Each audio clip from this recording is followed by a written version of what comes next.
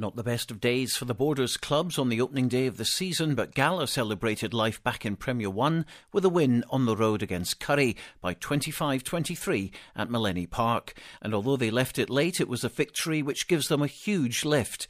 They scored 3 tries from Gavin Young, Ewan McQuillan and Lee Kibble, with the boot of Lee Miller collecting 2 conversions and 2 penalties. It was his injury time penalty which snatched the win. But a great start considering they were 10 points down, and head coach George Graham was delighted. I'm really happy with the performance today. I think at certain aspects we need to get better, and we gave over too many turnover ball and too many silly errors. But generally I thought our defence was very good, and we played very well in patches. We just need to be a lot more clinical when we come up against a wee bit more organised teams. But I think the spirit and the desire of the Gala boys today was what shone through. We need to, obviously, as I said, get a wee bit better at our accuracy with our passing. But it was a desire and the passion for the boys today that kept us going when we were 18 points to 8 down, and we just kept going. And luckily we came back and we managed to sneak a win at the end, which, I think I spoke to the coaches, was well deserved. Champions Melrose opened their account with a maximum 5-point win at Aberdeen Grammar. Their 4 tries were scored by Gary Holborn, Alan Dodds, Peter Eccles and Jamie Murray, with Andrew Skeen kicking 3 conversions and 2 penalties in their 32-25 win. Coach Craig Chalmers. It's always a tough place to come to first up Aberdeen, so we just can't be here just to try and get the win. The performance wasn't great. Nowhere near where we need to be, but the result was the main thing, and we got the bonus point as well, and thankfully we scraped a try in the corner near the end, so we got the bonus point, so highly delighted. Hoyt came back from 11-0 down at Golden Acre against Heriots to take the lead 12-11 with a try each from Neil McComb and Gary Johnston, one converted by Lee Armstrong. But the penalty count proved costly, and although they led with 12 minutes to go, they lost 24-12. In Premier 2, Selkirk missed the chance to win with a late penalty at home to Watsonians, but David Cassidy couldn't add to his earlier 4 successes. The Souters' only try came from Andrew Rennick, a disappointed skipper, Neil Darling. I was looking for that home win just to get a platform to build on, but it never came today. But I think we need to take a hard look at ourselves. I think Division 2 is going to be a hard season this year, and I think the boys will pick themselves up and come Tuesday night again. Our target, top 4, and really have to win your home games and pick up some on the way.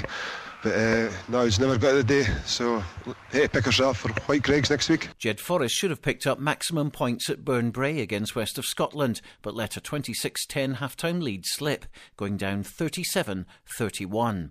Their 5 tries were scored by Lewis and Gregor Young, Darren Gillespie, Kevin Aitchison and David Gobby, with Ewan Scott converting 3, but they had to settle for 2 bonus points. Jed boss Darren Cunningham. Really disappointed with the final result. We started really brightly. We worked well on the phases. We were physical to break down. We competed well at scrum and line-out. And found ourselves 26-10 up at half-time. Second half, obviously, they got a bit kicking at half-time, coming into the game and lifted their game, and we sort of just sat back and slipped off tackles. Penalty count was something like 18 penalties against Jed and 5 penalties against West in the whole game. So, if we, like I said, the lads, if we're giving away that sort of count, especially second half, we're not going to expect to win many games, and 10 really disappointed with getting beat. Peebles lost on the road at newcomers White Craigs 25-15. David Payton and Neil Hogarth scored Peebles tries, with Neil Warnock kicking a penalty and conversion, while Kelso were thumped by a streetwise Hamilton side 52-17. Kelso's 3 tries went to Richard Minto, James Stevenson and Greg Ponton, who also kicked a conversion. Finally, in the local derby in the National League, Hoyt YM won 16-12 at Langham, scoring the only try of the game from Stephen Hill. Ali Weir kicked a conversion and 3 penalties, while Langham's Neil Cubbin hit 4 out of his 6 attempts at goal on target.